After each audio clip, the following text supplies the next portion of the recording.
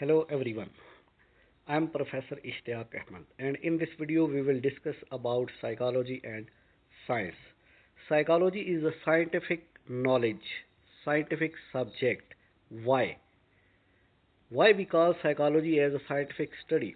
Because it is a scientific process as it possesses a well organized theory which is supported by relevant laws and principles.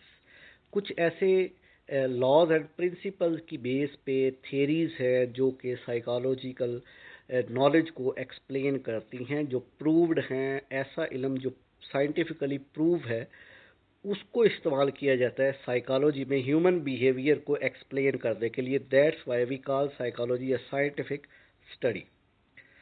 Second, believes in roots, factors of causing, influence and nurturing of behavior. Behaviour की नशोनुमा कैसे होती है, वो कैसे मुतासर होता है, influence कैसे होता है, कैसे उसके पीछे फैक्टर्स क्या हैं जिसकी वजह से बिहेवियर जो है वो हमारा चेंज होता है, मुतासर होता है या इन्फ्लुएंस करता है, उसकी बेसिस को जानती है, उसकी रूट्स को जानती है और अपनी थेरीज जो साइकोलॉजिकल थेरीज है उनको इस्तेमाल करती है to understand the behaviour. Third, stands for generalization, verifiability and modification of the observe results और डिड्यूस्ड फिनोमिना। साइकोलॉजी एक ऐसा इल्म है जो जनरलाइजेशन की तरफ जाती है, थेरीज की generalization, verifiability and modification of observe results, जो ऑब्जर्व किए गए हैं रिजल्ट्स उनको जनरलाइज करना, उनको वेरीफाई करना, उनको मॉडिफाई करना, या कोई ऐसा फिनोमिना जो किसी जगह पे साइकोलॉजी में देखा गया है या साइकोलॉजी कोई ऐसा फिनोमिना जो हो रहा है तो साइकोलॉजी उसको अंडरस्टैंड करने की कोशिश की जाती है थ्रू साइकोलॉजी। तो that's why psychology is the scientific knowledge.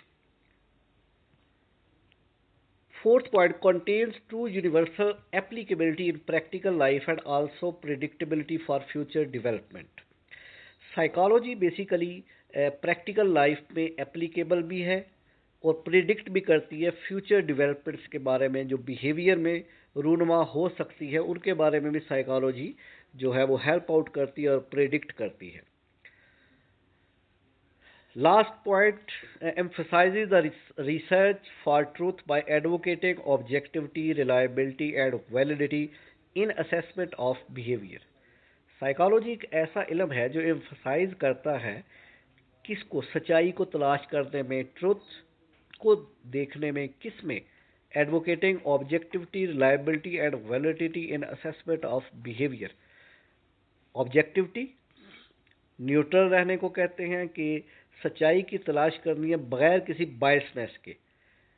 Reliability, reliable होने चाहिए, फैक्ट्स होने चाहिए, उनको उनकी रिलायबिलिटी चेक होनी चाहिए, वैलिडिटी चेक होनी चाहिए। किसी भी बिहेवियर की जब असेसमेंट हो रही है तो ये चीज़ें बड़ी ज़रूरी है कि क्या ये रिलायबल और वैलिड हैं जो एविडेंस इकट्ठे किए गए हैं या नहीं। अगर वो एविडेंस जो इकट्ठे किए गए हैं वो ऑब्जेक्टिविटी उनमें नहीं है, रिलायबिलिटी नहीं है, वैलिडिटी नहीं है, तो उसको साइकोलॉजी डील नहीं करेगी जब तक कि वो फैक्ट्स सही ना हो और ट्रुथ पे बेस ना करते हैं। तो इन वजूहात की वजह से हम साइकोलॉजी को साइंटिफिक नॉलेज का दर्जा देते हैं कि साइकोलॉजी जो है वो कुछ प्रिंसिपल्स और रूल्स की बेस पे साइंस कहलाती है और वो साइंटिफिक रूल्स हैं जो कि प्योर साइंस में अप्लाई होते हैं। कुछ मेथड्स हैं रिसर्च में, जो साइकोलॉजी की रिसर्च में कुछ मेथड्स हैं जो इस्तेमाल किए जाते हैं, उनको डिस्कस करते हैं। पहले नंबर पे है naturalistic observation, research method in which we the psychologist observe the subject in natural setting without interfering. Natural observation वो है कि जिसमें सब्जेक्ट को डिस्टर्ब किए बगैर या बताए बगैर उसकी ऑब्जर्वेशन हो रही होती है, उसको हम कहते हैं नेचुरलिस्टिक ऑब्जर्वेशन। कि उसको किसी किस्म का इल्म नहीं होता कि मेरे पे कोई स्टडी की जा रही है या मुझे ऑब्जर्व किया जा रहा है, उसको हम कहते हैं natural observation. Second, case study, research method that involves N intensive investigation of one और मोर पार्टिसिपेंट्स। किसी एक या ज़्यादा लोगों, इंडिविजुअल पार्टिसिपेंट्स की जब डीप इन्वेस्टिगेशन होती है, इंटेंसिव इन्वेस्टिगेशन की जाती है, मुकम्मल और जामिया, तो उसको हम कहते हैं केस स्टडी है। थर्ड पे है जी survey, research method in which information is obtained by asking many individuals a fix set of questions. Survey में हम बेसिकली एक सवालनामा बनाते हैं, एक क्वेश्चनेयर डेवलप करते हैं और फिर उस क्वेश्चनेयर को जो हमने डेवलप किया है, जो सेट ऑफ क्वेश्चंस है, वो मुख्तलिफ लोगों से पूछते हैं, बहुत से लोगों से पूछते हैं, फिर उनके रिजल्ट्स जो आते हैं उनको वेरीफाई करते हैं। तो सर्वे एक ऐसा मेथड है जिसमें हम कम वक्त में ज़्यादा डाटा इकट्ठा कर सकते हैं और आसानी से कर सकते हैं। Fourth number, longitudinal study, research method in which data is collected about a group of participants over a number of years to assess how certain characteristics change or remain the same during development. Longitudinal study में ये देखा जाता है कि बहुत से participants को study किया जाता है टाइम पीरियड पे, कि एक साल में देखा, 2020 में देखा, फिर उन्हीं लोगों का बिहेवियर 2023 में देखा, अब 3 साल का डिफरेंस के बाद देखा तो क्या तब्दीलियां आई हैं। तो इस किस्म की स्टडी को, जिसमें कुछ टाइम पीरियड के बाद दोबारा अगेन स्टडी किया जाता है, उसको लॉन्गिट्यूडनल स्टडी कहते हैं, जो कि साइकोलॉजी में इस्तेमाल होती है कि 5 साल पहले क्या बिहेवियर था, 5 साल बाद क्या बिहेवियर है, और आने वाले 5 सालों के तक इसका बिहेवियर किस तरह का होगा। फिफ्थ है cross sectional study, research method in which data is collected from groups of participants of different ages and compared so that conclusions can be drawn about differences due to age. Cross sectional study एक ऐसा method है जिसमें different age group के लोगों को study किया जाता है। फॉर एग्जांपल हम कहते हैं कि 20 से 25 साल के लोग और 40 से 45 साल के लोग। अब ये दो ग्रुप हमने बनाए हैं, तो इन दो ग्रुप्स को जब कंपेयर किया जाएगा तो क्रॉस सेक्शनल स्टडी है। दो सेक्शंस बना लिए गए, उनकी क्रॉस वेरिफिकेशन की जाती है, इसको क्रॉस सेक्शनल स्टडी कहा जाता है।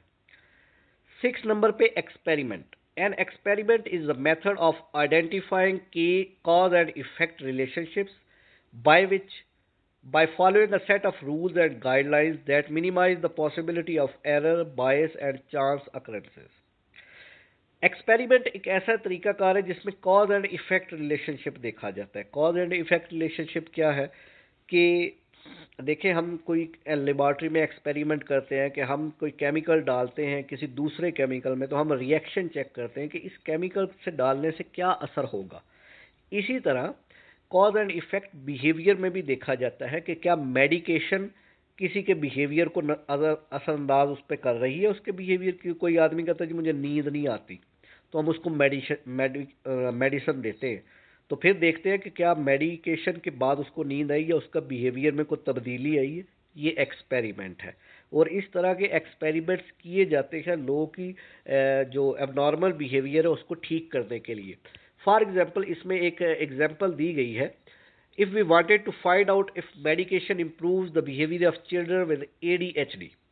एडीएचडी एक बिहेवियर है, एक डिसऑर्डर है, attention deficit hyper activity disorder इसको कहते हैं।